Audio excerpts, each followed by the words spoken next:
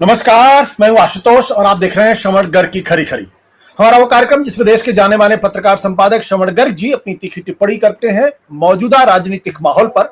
और उनकी तीखी टिप्पणियों से ना तो सत्ता पक्ष बचता है, ना ही विपक्ष, और दोनों ही तिलमिला के रह जाते हैं। आज फिर हम मुखातिब होंगे श्रवण गर्ग जी से और जानेंगे राहुल गांधी की यात्रा को लेकर देश में इतना हंगामा क्यों मच जाता है या मचा हुआ है। जैसा कि हमारे दर्शक अच्छी तरीके से जानते हैं, 3 दिन की यात्रा पे राहुल गांधी अमेरिका में है। पहले डैलस यानी टेक्सास में थे, वहां के स्टूडेंट्स के साथ उन्होंने इंटरेक्शन किया, बातचीत की और 16 मिनट के आसपास का अपना भाषण भी दिया। उसके बाद अगले दिन वो पहुंचे वॉशिंगटन डीसी, जॉर्ज यूनिवर्सिटी में उन्होंने फिर छात्रों से बातचीत की और छोटा सा भाषण दिया। अगर डैलस का उनका जो इंटरेक्शन था वो तकरीबन 55 मिनट का था, लेकिन जो वॉशिंगटन में जो उनका इंटरेक्शन था वो तकरीबन 1 घंटे का था। उस दोनों भाषणों को इंटरेक्शन को मैंने पूरी तरीके से सुना, देखा भी और समझने की कोशिश भी की और उस पर हमने डिबेट भी की। एक बात मुझे समझ में नहीं आई कि राहुल गांधी अमेरिका में और हंगामा हिंदुस्तान में क्यों मचा हुआ है। भारतीय जनता पार्टी के तमाम बड़े बड़े नेता क्यों उनको देशद्रोही बताने की कोशिश कर रहे हैं। और आज तो एक मंत्री ने हद ही कर दी जब उन्होंने ये कहा कि दरअसल वो देश में एक खतरनाक नैरेटिव गढ़ रहे हैं। ऐसा लग रहा है जैसे राहुल गांधी अमेरिका यात्रा पर नहीं गए हो, बल्कि कोई आतंकवादी गया हुआ है और भारत के खिलाफ कोई बड़ा षड्यंत्र कर रहा है। तो ये एक ऐसा विषय है जिस विषय पर आज हम जानेंगे श्रवण जी की राय क्या है, उनका नजरिया क्या है, और क्यों राहुल गांधी की हर छोटी छोटी चीज को लेकर उसको बड़ा बनाने की कोशिश की जा रही है। क्या ये एक स्वाभाविक सी प्रतिक्रिया है? कुछ लोगों का रिफ्लेक्स होता है, आप कुछ भी कहिए एक खास तरीके से रिएक्ट करते हैं, या इसके पीछे कोई सोची समझी रणनीति है? जानने की कोशिश करेंगे श्रवण गर्ग जी से। आपका बहुत बहुत स्वागत है सर, ये आपके अपने ही कार्यक्रम में। कहीं ऐसा तो नहीं मैंने कोई ऐसी बात कह दी जो अतिशयोक्ति हो? नहीं नहीं नहीं, बिल्कुल नहीं। आपने कुछ नहीं कहा। कहने का काम आपने मेरे ऊपर छोड़ दिया है। देखिए, भारतीय जनता पार्टी इस तरह से रिएक्ट कर रही है कि ट्रेन गुजरने वाली हो, उसके पहले पटरियों पर कोई बम मिल गया हो। मतलब ये कि प्रधानमंत्री न्यूयॉर्क जाने वाले हैं, उसके पहले राहुल गांधी ने वहां इतने विस्फोटक रख दिए हैं कि प्रधानमंत्री बिल्कुल असुरक्षित हो गए वहां जाने के लिए।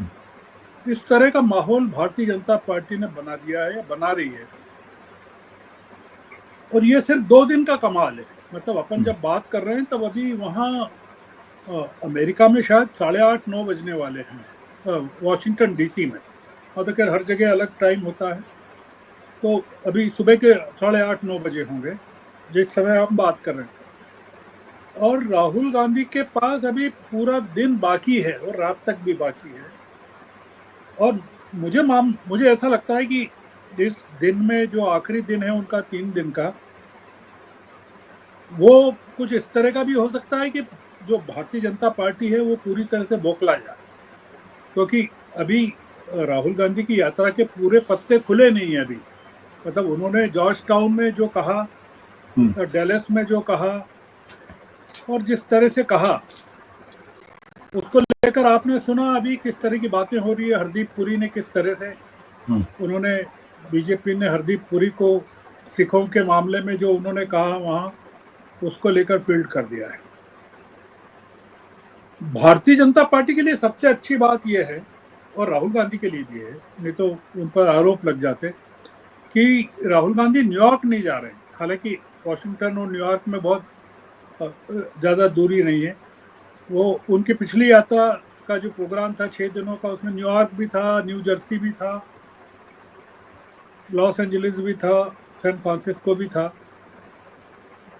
वो नहीं जा रहे, वो अच्छा कर रहे हैं। क्योंकि प्रधानमंत्री जो हैं उनका वहाँ 22-23 तारीख को इसी महीने की बहुत बड़ा जलसा है जिसमें वो बोलने वाले हैं। अब ये देखना पड़ेगा कि प्रधानमंत्री ऐसा क्या बोलने वाले हैं जो जिसकी तारीफ की जानी चाहिए। मतलब वो क्या करने वाले हैं वहाँ,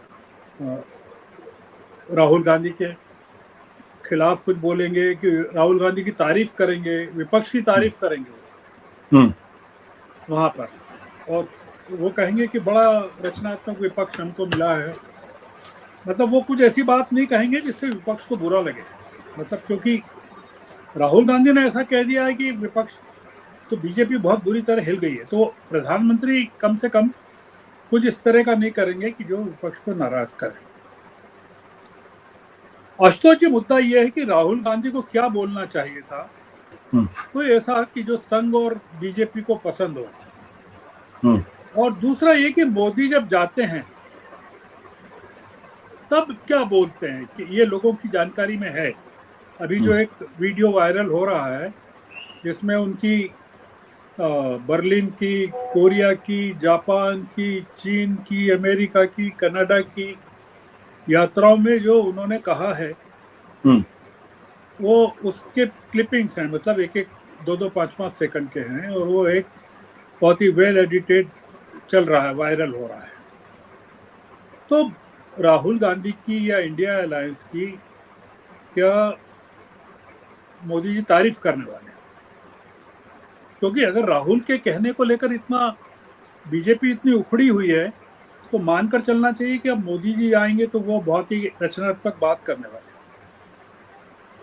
दूसरा मुद्दा ये है कि क्या राहुल गांधी को विदेश जाने से पहले एक तो चीज ये साफ हो जानी चाहिए जो उन्होंने सेम पिट्रोडा ने क्लियर की है, पहले क्लियर कर दी राहुल गांधी के पहुंचने के पहले, कि राहुल गांधी वहां लीडर ऑफ द अपोजिशन की हैसियत से नहीं गए हैं, वो सांसद की हैसियत से गए। मतलब ये जो एक नैरेटिव चल रहा है लीडर ऑफ द अपोजिशन की हैसियत से गए, वो सेम पिट्रोडा ने पहले ही दिन, मतलब राहुल गांधी के अमेरिका पहुंचने के पहले ही क्लियर कर दिया था कि राहुल गांधी विपक्ष के नेता के तौर पर नहीं आ रहे हैं, वो अपनी इंडिविजुअल कैपेसिटी में और सेम पिट्रोडा के आमंत्रण पर जा रहे हैं वहां पर। हम्म, तो इसलिए एक तो ये उनके साथ ये लगाना कि वो विपक्ष के नेता के तौर पर वहां ऐसा बोल रहे हैं या नहीं बोल रहे हैं, ये पूरी पूरी तरह स्पष्ट हो जाना चाहिए।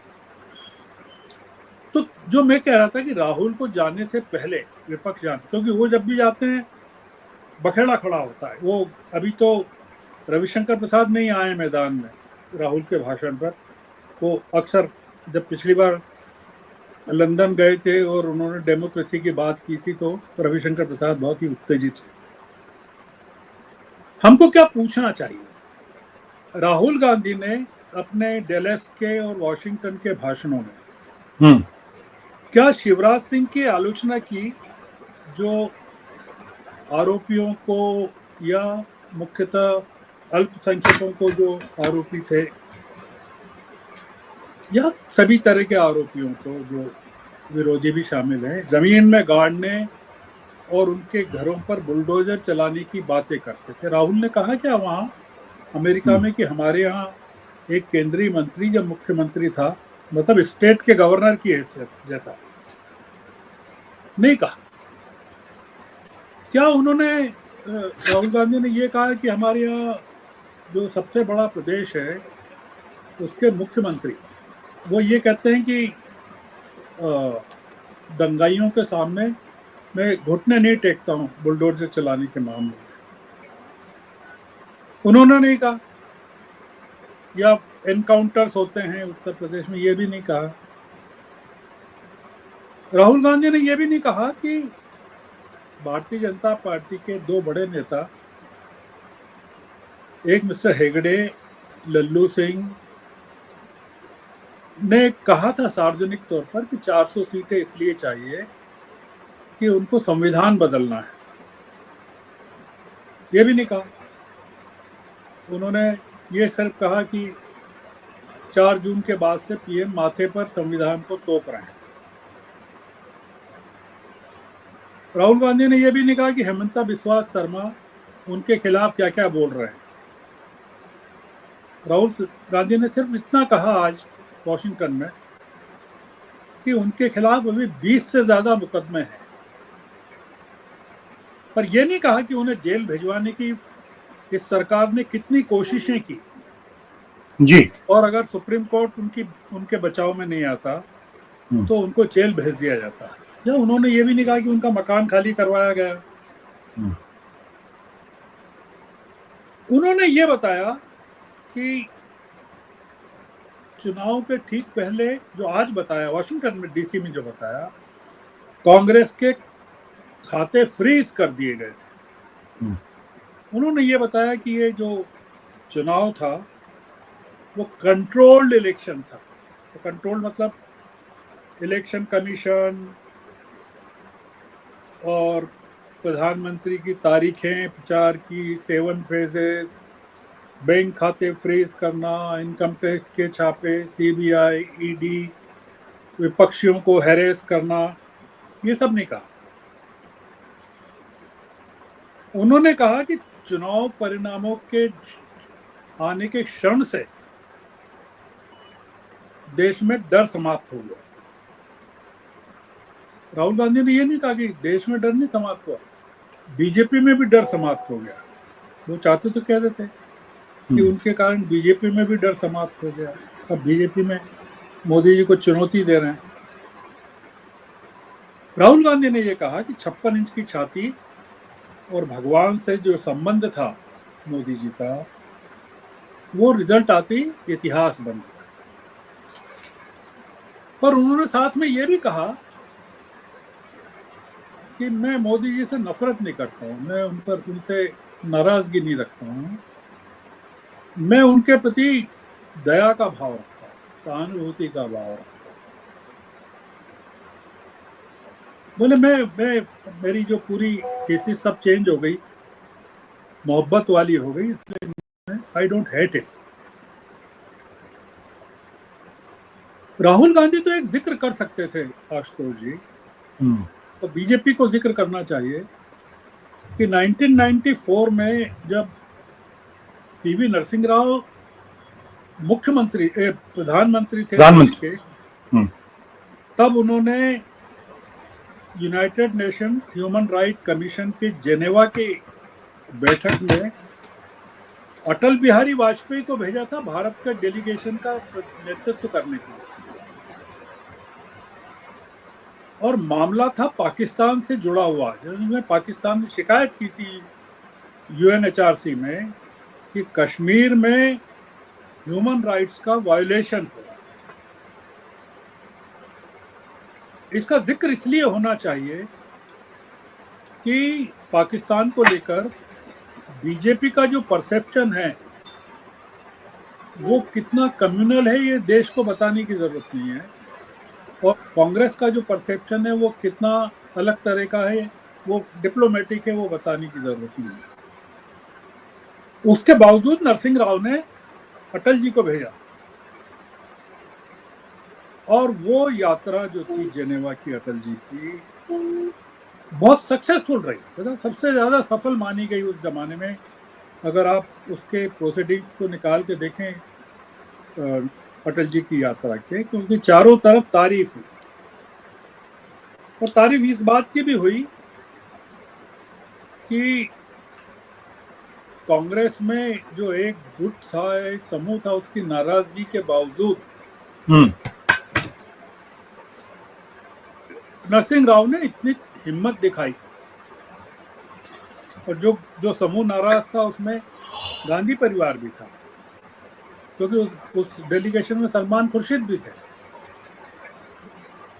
हमको ये पता करना चाहिए, मतलब वो बड़ा प्रस्ताव था, जी। ऑर्गेनाइजेशन ऑफ इस्लामिक कंट्रीज के जरिए वो भारत के खिलाफ प्रस्ताव आया था कश्मीर को लेकर यूएनएचआरसी में, और अटल जी गए थे भारत को, और कांग्रेस की हुकूमत थी केंद्र में।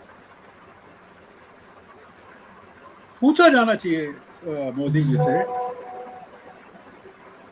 कि क्या मोदी जी ने अपने 10 साल के राज में कभी इस बात के काबिल समझा क्या विपक्ष के किसी नेता को कि वो भेजें उसको सरकार की तरफ। ये पूछना चाहिए कि वो राहुल गांधी को कभी भेजेंगे क्या, जैसे नरसिंह राव ने अटल जी को भेजा। बीजेपी ने तो बल्कि ये किया कि जब आडवाणी कराची में जिन्ना की मजार पर चले गए तो उनको बिल्कुल मार्गदर्शक मंडल में रवाना कर दिया, इतने नाराज हुए संघ और बीजेपी। जो एक चीज जो सबसे ज्यादा चल रही है और जो डेलस में निकली थी और जिसके ऊपर पूरी बहस हुई, और जो आज उन्होंने क्लेरिफाई किया, बहुत डिटेल में किया, और उसमें इंडिया के साथ अमेरिका को भी क्लब किया कि मैन्युफैक्चरिंग सेक्टर में सबसे ज्यादा रोजगार मैन्युफैक्चरिंग सेक्टर में हो सकता है। अगर भारत और अमेरिका प्रोड्यूसर नहीं बनेंगे, सिर्फ कंज्यूमर बनेंगे, तो जॉब्स क्रिएट नहीं हो पाएंगे। राहुल गांधी ने कहा व्हाइट कॉलर जॉब्स की ब्लू कॉलर जॉब्स की जरूरत नहीं है हम्म। भारत को।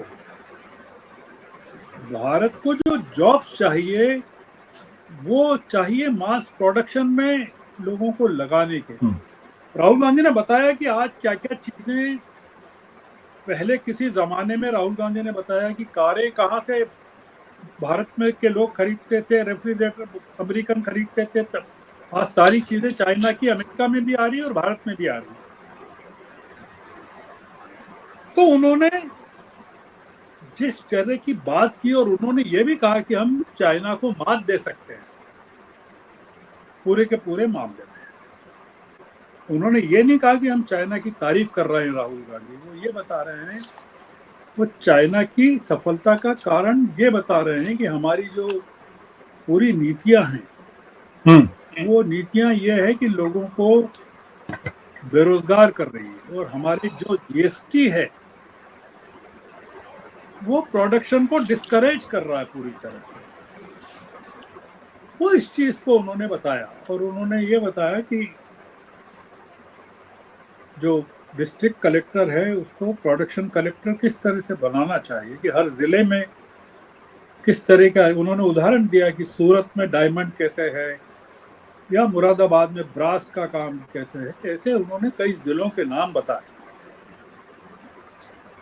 अगर भारतीय जनता पार्टी के लोगों में समझ है, जैसा हम्म। कि आमतौर से आरोप लगाया जाता है, क्योंकि राहुल गांधी के साथ दिक्कत यह है कि उनके परिवार में 3 लोग प्रधानमंत्री रहे हैं, और राहुल गांधी विदेशों में पढ़े हैं, तो उनको पता है कि विदेशों में बोलना कैसे चाहिए और खड़े कैसे होना चाहिए, और तहजीब क्या होती है, डिप्लोमेसी क्या होती है, और किस तरह से लोग पसंद करते हैं चीजों को बोला जाना, कहा जाना।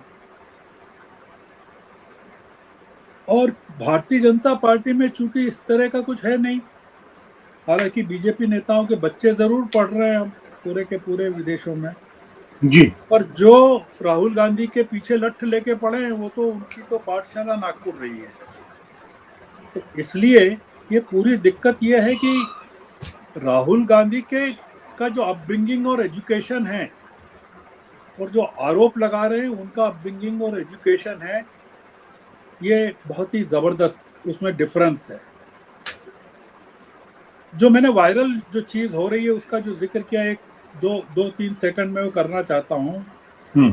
कि जैसे वायरल जो क्लिपिंग हो रही है उसमें मोदी जी को ये कहते बताया कि चीन और कोरिया में वो कह रहे हैं कि पता नहीं पिछले जन्म में क्या पाप किया जो हिंदुस्तान में हम्म। पैदा हो गया।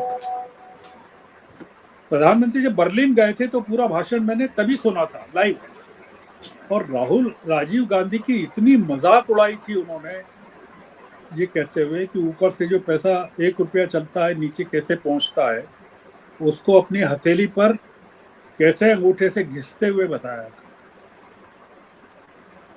ऑस्ट्रेलिया में और अमेरिका में वो कहते हैं कि उन्हें कानून बनाने में मजा आता था कांग्रेस को, और मुझे खत्म करने में मजा आता है। तो तमाम चीजें जो मोदी जी कहते हैं विदेशी जमीन पर जाकर, उसका कांग्रेस ने या विपक्ष ने कभी मजाक नहीं उड़ाया, या उसको आड़े हाथों नहीं लिया उन तमाम चीजों को। तो ये थोड़ा सा, अगर ये बीजेपी और संघ राहुल गांधी के साथ ही अब उनका जीवन बीतने वाला है पार्टी का, तो उससे मुक्ति मिलेगी नहीं राहुल गांधी से। हम्म। तो अगर बीजेपी को राहुल गांधी की मदद चाहिए, संघ को चाहिए, मोहन भागवत को चाहिए मान लीजिए मोदी जी को विदा करने में, तो हम्म। थोड़ा सा मेरे ख्याल से राहुल गांधी जो कर रहे हैं या कह रहे हैं उसके समर्थन में कुछ लोगों को संघ और बीजेपी में खड़े होना चाहिए, क्योंकि राहुल गांधी अब अनस्टॉपेबल हैं और उनको कोई रोक नहीं सकता, जैसा कि वो कह रहे हैं। और जैसा कि अमेरिका में भी उन्होंने समझाया, बस केवल एक ही दिक्कत है कि राहुल गांधी जो पोंछा लगा के पहुंचेंगे वापस, उस पे मोदी जी के पैर फिसलते हैं कि नहीं, क्योंकि वो गीला रह गया वहाँ फर्श, पोंछे में जो पोंछा लगाएंगे वो अमेरिका में, तो मोदी जी फिसलने वाले हैं वहाँ। कुल मिला के दिक्कत यही है। तो हमको दो चीजों की प्रतीक्षा करना चाहिए आशुतोष जी। एक तो जो आज दिन शुरू हुआ वॉशिंगटन डीसी में, उसमें वो क्या करते हैं कमाल राहुल गांधी, और दूसरा हवाई अड्डे पर जब भारत के पहुंचते हैं राहुल गांधी, तो क्या भारतीय जनता पार्टी की कोई ये स्कीम तो नहीं है कि काले झंडे लेकर पहुंच जाए। और तीसरा ये कि हमारे माननीय जब जाएंगे न्यूयॉर्क 22 तारीख को भाषण देंगे, तो फिर वो अपन सुनेंगे और फिर एक डिबेट उस पर भी करेंगे, जिसमें अपन तुलना करेंगे राहुल गांधी से उनके भाषण की। आज के लिए इतना ही। बिल्कुल। Thank you sir, thank you.